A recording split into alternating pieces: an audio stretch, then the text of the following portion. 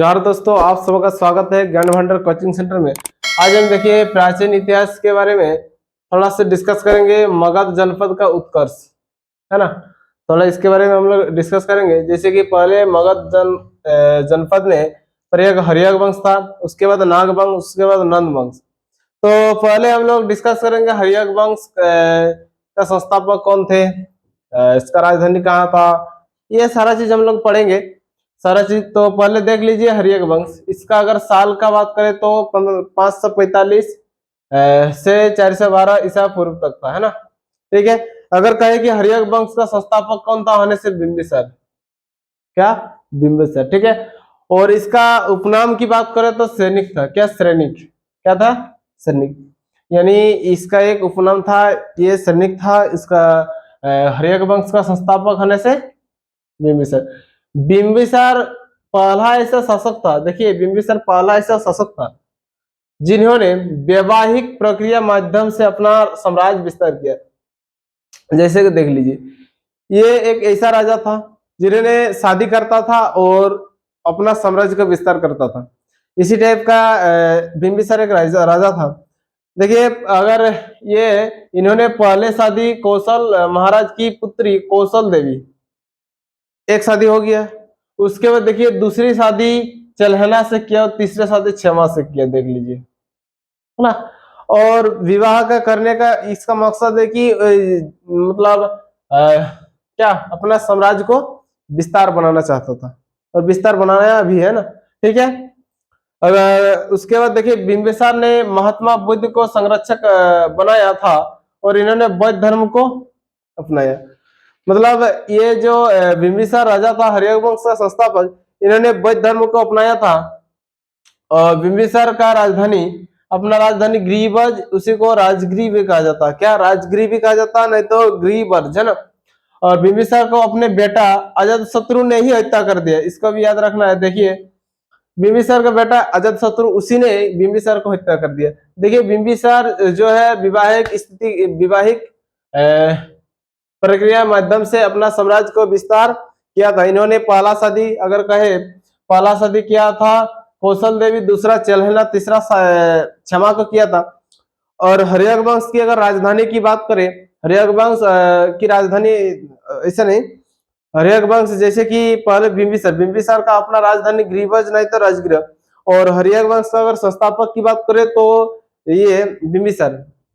ठीक है। और बिंबिसार देखिए, अगर इसका उपनाम की बात करें तो सैनिक है। इन्होंने विवाहिक प्रक्रिया के माध्यम से अपना साम्राज्य को क्या किया था? विस्तार किया था। पहला शादी की बात करें कौशल देवी, दूसरा चलहना, तीसरा क्षमा।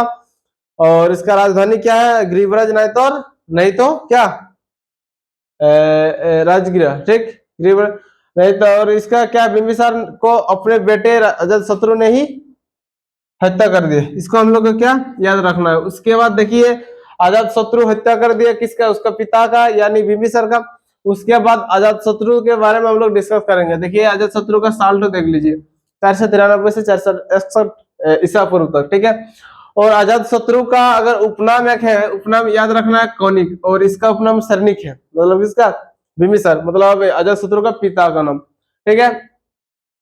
उसके बाद देखिए, अजातशत्रु ने कौशल के राजा प्रसंजित को, देखिए अजातशत्रु ने कौशल के राजा प्रसंजित को पराजित कर काशी के प्रदेश प्राप्त किया था। देखिए, कौशल का राजा जो है प्रसंजित, और पराजित उसको हरा कर काशी एक क्षेत्र होता है उससे अपना लिया था। और उसकी पुत्री बजीरा, उससे शादी किया था। देखिए, उसके पुत्री बजीरा, यानी प्रसंजित की पुत्री बजीरा को शादी किया था अजातशत्रु ने। ओके, ठीक है।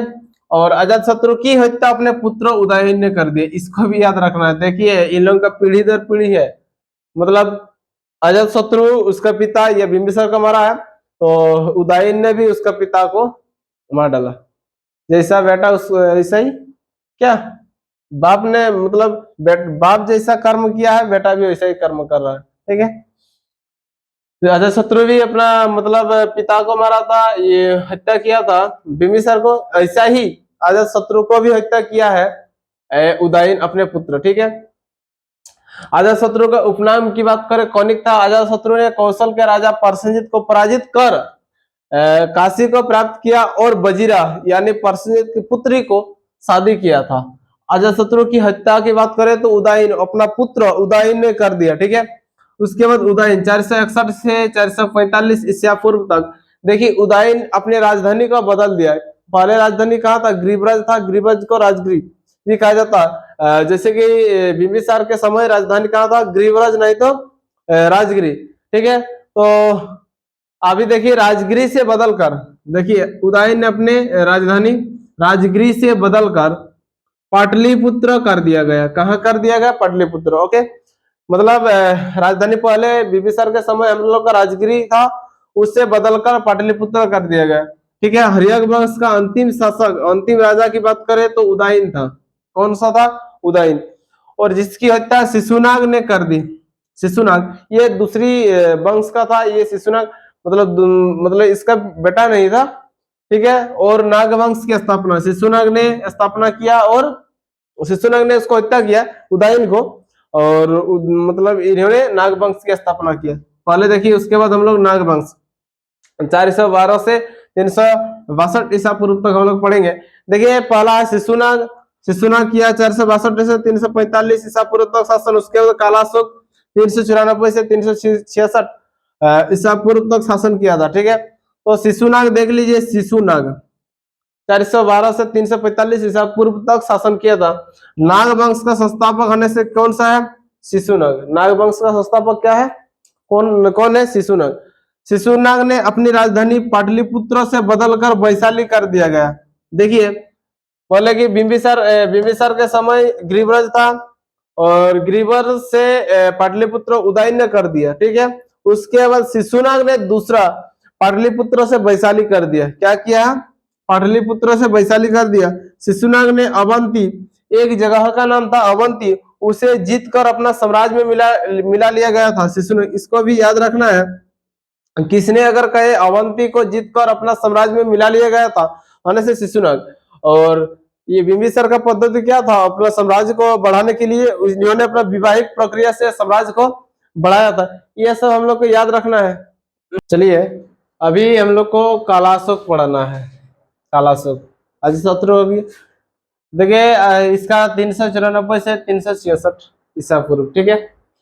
देखिए इन्होंने अपना राजधानी वैशाली से बदलकर फिर पाटलिपुत्र, देखिए पाटलिपुत्र से वैशाली किया था अजातशत्रु। उसके बाद फिर कालाशोक ने उसको चेंज कर दिया, यानी वैशाली किया था, वैशाली से फिर पाटलिपुत्र ले गया, ठीक है।